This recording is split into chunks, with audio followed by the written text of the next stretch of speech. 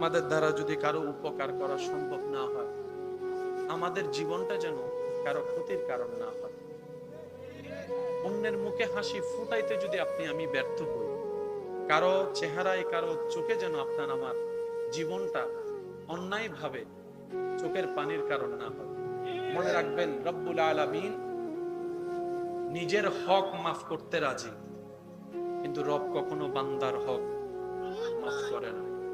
বান্দা যতক্ষণ মাফ না করবে, রব্বুল আলামিনও কখনো তাকে মাফ করবে না। অনেক জান্নাতে যাওয়ার মতো ইবাদতে যোগ্য ব্যক্তিও হাসরের ময়দানে ধরা খেয়ে যাবে জিহ্বার কারণে, হাতের কারণে।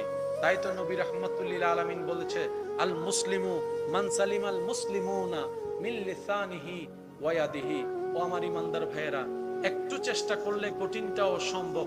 কারণ বান্দা যখন চেষ্টা করে নিজেকে পরিবর্তন করার জন্য, তখন সেই বান্দার জীবন চলাকে সহজ করে দেন স্বয়ং রব্বুল আলামিন নিজেই। সুবহানাল্লাহ।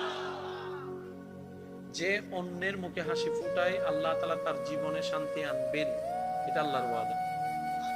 যে অন্যরে খাওয়াবে, আল্লাহ তারে খাওয়াবে, এটা আল্লাহর ওয়াদা। আপনি আমি যদি সত্যি বুদ্ধিমান হয়ে নিজের লাভ চাই, তাহলে আমাদের জীবন চলার পথে কিছুটা ব্রেক দেওয়ার দরকার। একদম আনব্রেকলি গাড়িটা চালানো ঠিক হবে, কারণ বেশিরভাগ সময় আমাদের গাড়িটা চলতেছে শয়তানের রোডে। শয়তানের যেমনে চাই আমরা তেমনিই করছি। তো করেছি, অতীত তো আর পাল্টাতে পারবো না। কিন্তু রব্বুল আলামিন বলে, তুই তওবা কর, রাস্তাটা আমি ফিরাই দিচ্ছি, জাহান্নামের রাস্তা জান্নাতি বানাই দিব। সুবহানাল্লাহ। এই বান্দা যখন নামাজে যায়, তখন সে নামাজে যায় না, রবের রহমতের দরবারের দিকে যায়। সুবহানাল্লাহ। বান্দা যখন নামাজে দাঁড়ায়, তখন সে নিজের রবের সামনে গিয়ে দাঁড়ায়। বান্দা যখন সিজদা দেয়, কপালটা জমিনে দেয় না, রব্বুল আলামিনের কুদরতি দরবারে গিয়ে দেয়।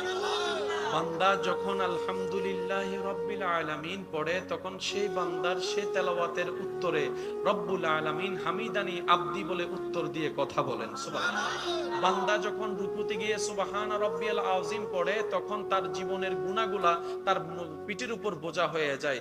যখন সে সামিআল্লাহু লিমান হামিদা বলে উঠে, সেই গুনাহগুলা ঝরে পড়ে যায়। সেই গুনাহ ঝরে পড়ে গেলে আপনি পবিত্র হয়ে যাচ্ছেন, নেককার হয়ে যাচ্ছেন। নামাজে দাঁড়ালে আপনার সওয়াব বাড়তেছে, নামাজে দাঁড়ালে আপনার গুনাহ কমতেছে। পেট তো কামড়াবে শয়তানের, সেজন্য শয়তান সবকিছু শুনাইলো, ফজরের আজানটা শুনতে দেয় না। শয়তান সবকিছু শুনতে দিল, ফজরের নামাজের জন্য উঠা অ্যালার্মটা সে শুনতে দেয় না। একটু খেয়াল করে দেখবেন, সারা রাত যদি আপনার ঘুম নাও আসে, আজান শোনার সাথে সাথে কেমন জানি শরীরটা একদম ছেড়ে দেয়, শক্তি পাওয়া যায় না, ক্লান্ত হয়ে যায়। এগুলো সবগুলো চালাকি হচ্ছে শয়তানের। সেজন্য রব্বুল আলামিন শয়তানের পরিচয় করিয়ে দিয়েছেন, হে আমার বান্দারা, আদুউম মুবিন, শয়তান প্রকাশ্য শত্রু। এই কথা মাথায় রাখবা, এই কথা তুমি জেনে রাখবা। তো মুমিনদের কাজ কি?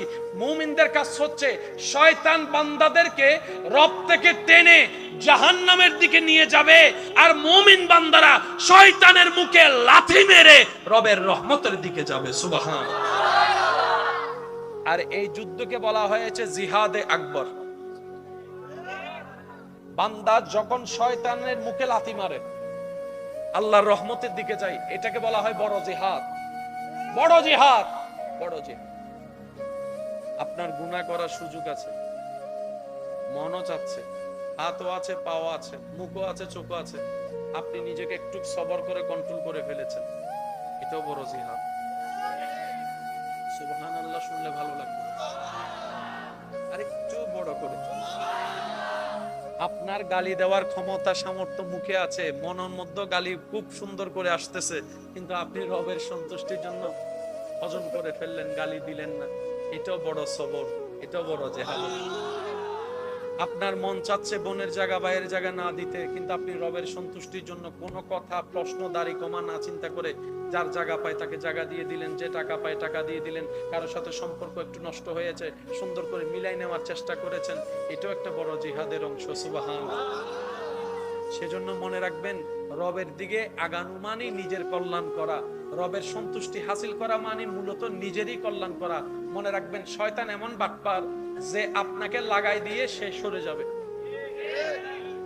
শয়তান আপনার আমার গুনার দায়ভার কখনো নিবে, সাজা তো নিবেই না, দায়ভারও নিবে না। আপনি আমি যদি যাই আল্লাহকে বলি, আল্লাহ ফজরের নামাজ আমাকে শয়তানে পড়তে দেয় নাই, শয়তান আমাকে এমন এমন করেছে, আমি ঘুমিয়ে গিয়েছি। শয়তান বলবে যে আল্লাহ তারে বানাইছো তুমি, সে আমার কথা কেন শুনলো, আগে তারে জিজ্ঞেস করো। তারে খাওয়াও তুমি, সে আমার কথা কেন আগাইলো? দোষ আমার নাই, দোষ তার মনের, দোষ তার চিন্তার, আমার কোনো দোষ নাই। আমি তো তার শত্রু, তুমি আগে থেকে জানাই দিছিল। তো শত্রু যদি আমও দেয়, মানুষ সন্দেহ করে খায় না, কারণ আমের ভিতর বিষ থাকতে পারে। শত্রু দেওয়া জিনিস কেউ নেয় না। আল্লাহ সে তো জানে আমি শয়তান শত্রু, তাহলে আমার দেওয়া জিনিস নিল কেন আগে? সেজন্য তারে পিটাও। দোষ মুয়াজ্জিনের, দোষ মসজিদের না। এটা একদিনে হয় নাই। এই ঘটনা যেটা ঘটতেছে সেটা একদিনে, বহুত আগে থেকে একটা প্ল্যানিং ছিল। একটা সময় জুমাতাম না, আপনারা আমরা যেরকম মুসল্লি দেখি, এক সময় মসজিদের মুসল্লি ছিল 5 ওয়াক্ত এরকম। এটা ওদের আশ্চর্য হয়, তখন ওরা মুসলমানদের ভিতরে ফেন্স গুলো ঢুকাই দিয়েছে। আমি কি বুঝাতে পারছি কথা? যতক্ষণ পর্যন্ত আমরা দ্বন্দ্ব থেকে বের হতে পারবো না, নিজের মন পরিষ্কার করতে পারবো না, চিন্তার মধ্যে সুন্দর আনতে পারবো না, আমাদের উন্নতি সম্ভব না। তো এত বেজাল বুঝবো কিভাবে? সেজন্য চোখ বন্ধ করে মনে রাখবেন, দিলকে আদবে মুস্তাফা, মুহাব্বতে মুস্তাফা সাল্লাল্লাহু আলাইহি ওয়াসাল্লাম দিয়ে সাজাই ফেলেন, বাকিটা আল্লাহ করে দিবে। মনে থাকবে ইনশাআল্লাহ। ফজর বেলায় নামাজ পড়ার ইচ্ছা আছে, উঠতে পারে না এমন মানুষ এখানে?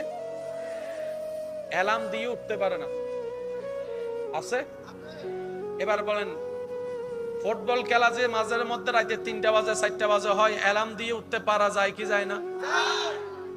ফুটবলের জন্য যদি উঠতে পারেন, নামাজের জন্য পারেন না কেন? বুঝার দরকার। সকালবেলা যদি আপনার ট্রেন থাকে, বাস থাকে, কোথাও বেড়াতে যাবেন, সকাল 6টার মধ্যে ফ্লাইট অথবা ট্রেন, তখন কি উঠবেন না? তখন তো মিস যায় না। কিরে, ফুটবল মিস যায় না, ক্রিকেট মিস যায় না, বিমান মিস যায় না, ট্রেন মিস যায় না, মিস যায়। বিমানের জন্য যেতে হয়, ট্রেনের জন্য ঘর থেকে বের হতে হয়। 6টায় ট্রেন হলে আমি 4টায় উঠে চলে যাচ্ছি, কিন্তু এটা মিস হয় না। নামাজটা কেন মিস হয়? এবার একটু খেয়াল করেন, সেই ঈমান কি আমাদের আছে? এবার টোটাল বিষয়টা আমি এক জায়গায় করি। ইসলামের ভিতর কি শুধু পরকাল নাকি দুনিয়ার কল্যাণও আছে? ভাই আওয়াজ দিয়ে বলেন, আছে না নাই? আচ্ছা, ফজরের নামাজ এমন টাইমে যখন রাতও নয় সকালও নয়, যেটাকে আপনি আমি ভোর নামে চিনি। ভোরবেলা, সূর্য, রাতের অন্ধকার, এই টাইমের বাতাসটা একটু খেয়াল করে দেখবেন। 24 ঘন্টা বাতাস থাকলেও ফজরের সেই বাতাসের মতো কোনো বাতাস। আপনি যখন ফজরের নামাজটা পড়ে একটু বাহিরে হাঁটা চলা করবেন, ওই ফ্রেশ বাতাসটা যখন আপনার নাক দিয়ে ঢুকবে, ব্রেইনে লাগবে, শরীরে লাগবে, আপনার নিজের ভিতরে আপনি অনুভব করতে পারবেন আলাদা রকমের একটা শান্তি, আলাদা রকমের একটা সতেজতা, আলাদা রকমের একটা শক্তি কাজ করে। এই সকালের বাতাসটা কেমন জানি ডানে বামে সামনে যেদিকে তাকাই না কেন চোখটা শীতল হয়ে যায়, অন্তরটা শান্তি হয়ে যায়। ফজরের বাতাসটা যেন জানান দেয় এই বাতাসটা যেন তেন বাতাস নয়, এটা যেন জান্নাত থেকে আসা রহমতের বাতাস। সুবহানাল্লাহ। এই বাতাস নেওয়ার দরকার। আর এই বাতাস যদি নেওয়ার ইচ্ছা থাকে, মোটামুটি রাত্রের টাইমে ঘুমানো দরকার। রাত্রের টাইমে ঘুমানো যদি ইচ্ছা হয়, তাহলে আপনার আমার এই মোবাইলের আসক্তি থেকে একটু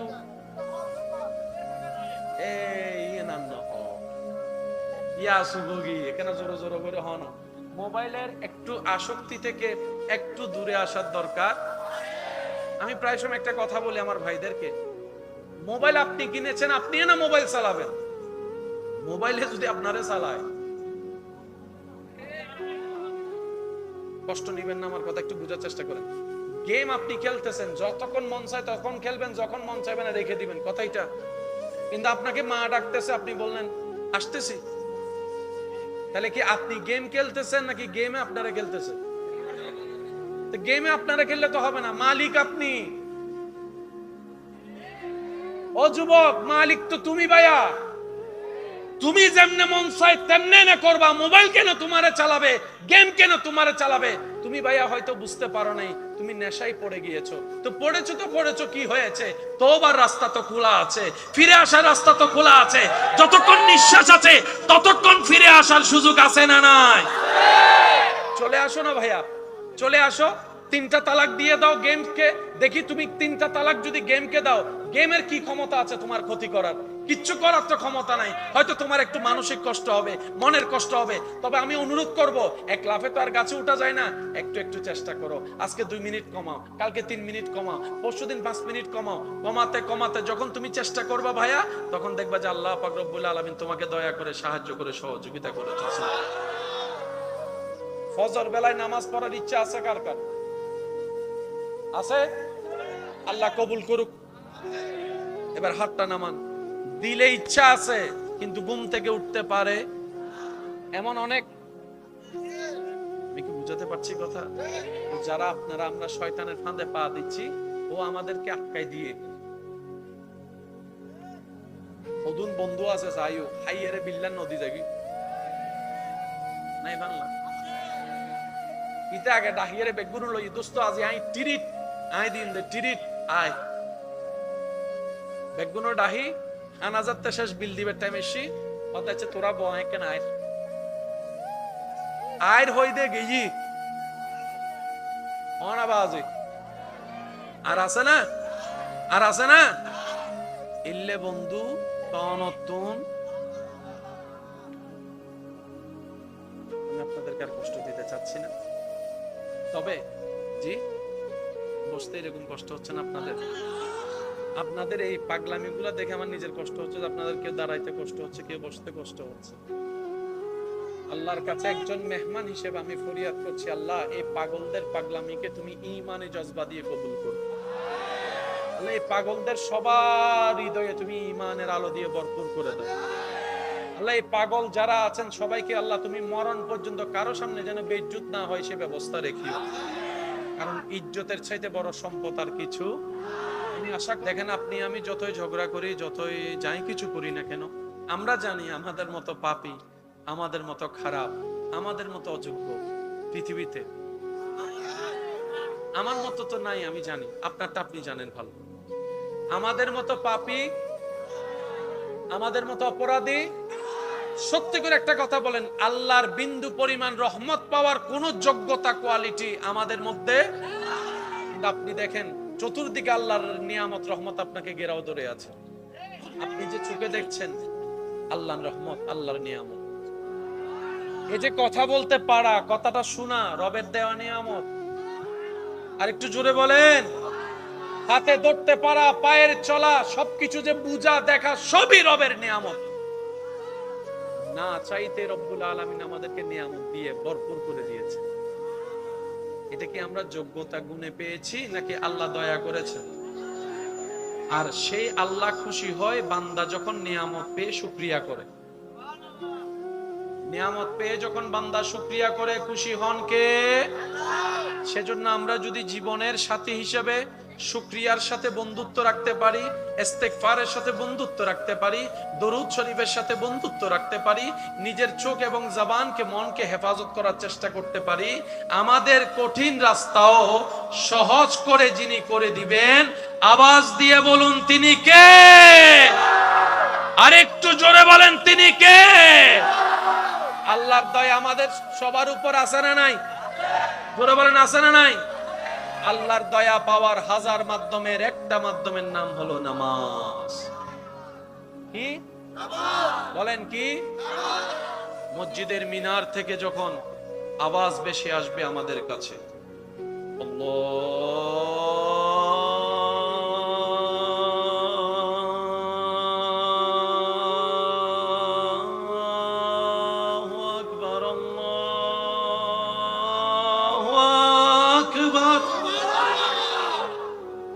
ডাকটা কি মুয়াজ্জিনে দিয়েছেন নাকি আল্লাহর পক্ষ থেকে এসেছে?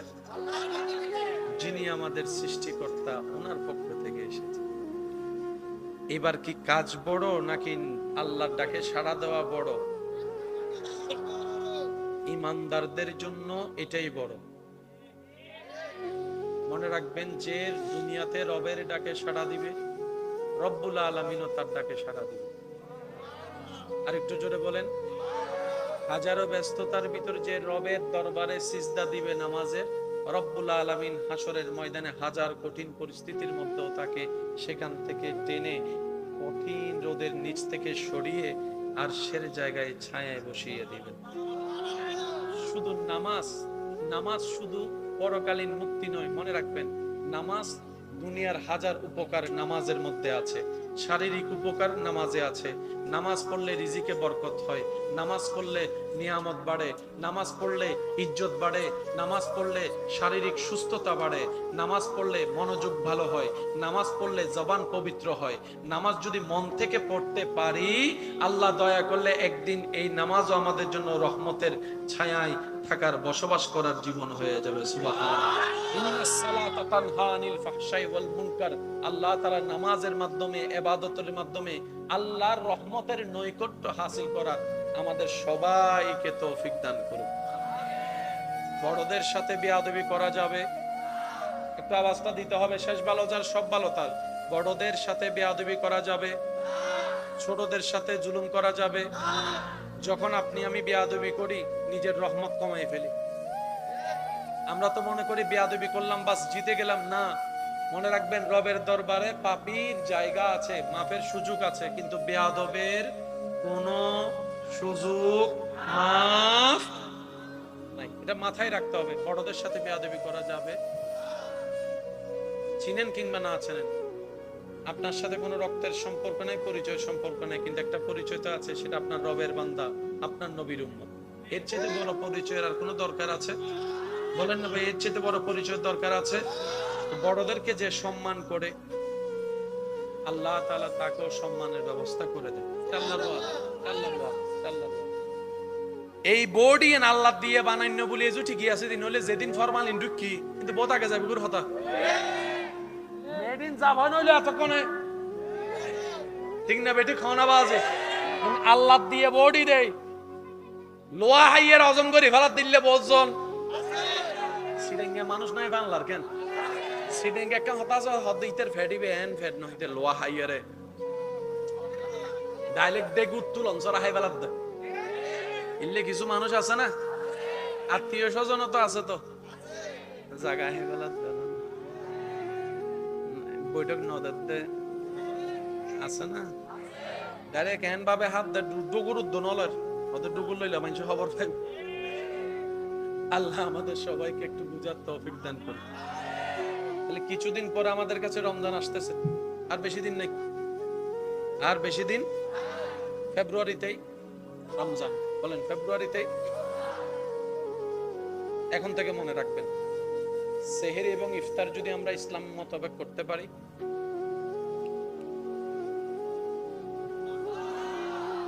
প্রত্যেকটা মানুষের শরীরে রোগ আছে না নাই? যারা ইসলামিক নিয়মে রোজা রাখে তাদের ডায়াবেটিস ঠিক হয়ে যায়, প্রেসার ঠিক হয়ে যায়, হার্টের রোগ ভালো হয়ে যায়, এরকম হাজার প্রমাণ আছে। আওয়াজ দিয়ে বলেন আছে না নাই?